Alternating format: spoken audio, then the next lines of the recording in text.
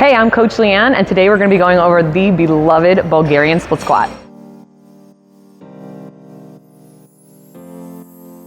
There are many different ways to get set up for the Bulgarian split squat, but you do need something elevated on your back foot. I prefer the sled with the hip thrust pad. Being really consistent in the split squat is difficult because our foot can always be at a different spot.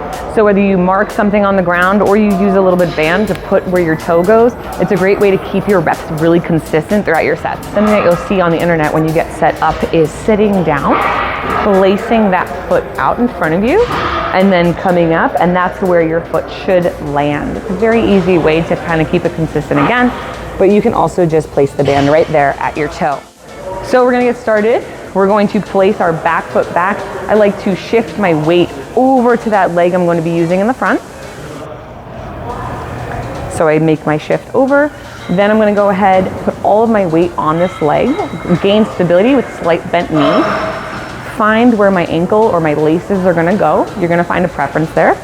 And then I'm going to stabilize my body, square out my hips and my shoulders, and I'm going to find my way down. And then push through my front leg, coming down, loading up my leg, and drive through. Coming down, loading up, and driving through. Now, if you notice, the angle of my torso is slightly leaned forward so that my belly is on my thigh at the bottom. This is gonna be a lot more glute dominant on this right.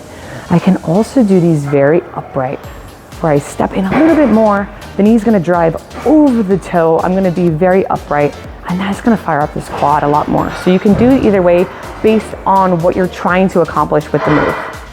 So a way to modify this and work up to being able to do this and really strong is giving yourself some sort of support. So whether it's a pole or something a little bit more stable, you can go ahead and use that in the opposing hand to help you stay balanced and be able to do the move very effectively. But if you want more of that challenge, go ahead and drop that out, and then you're gonna have to stabilize and balance through.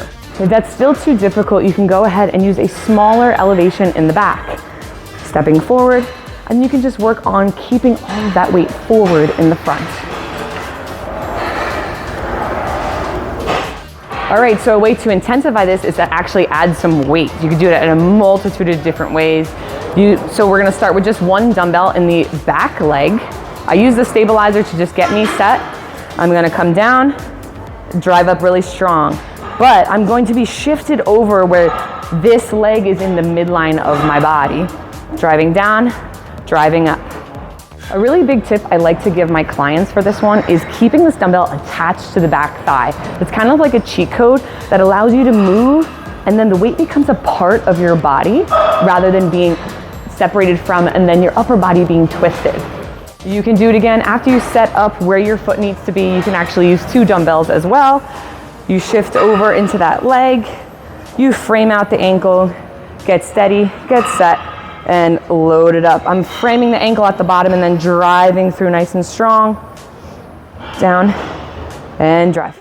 Another way to intensify and add more of an advanced option is to utilize a barbell or a Smith machine. I would technically do this in the rack, but you could do the same concept. Now the weight's just loaded on your back. So putting all that weight in the front leg, shifting my weight over to get set, finding my bumper in the back, and I'm going to load up and drive through that front heel.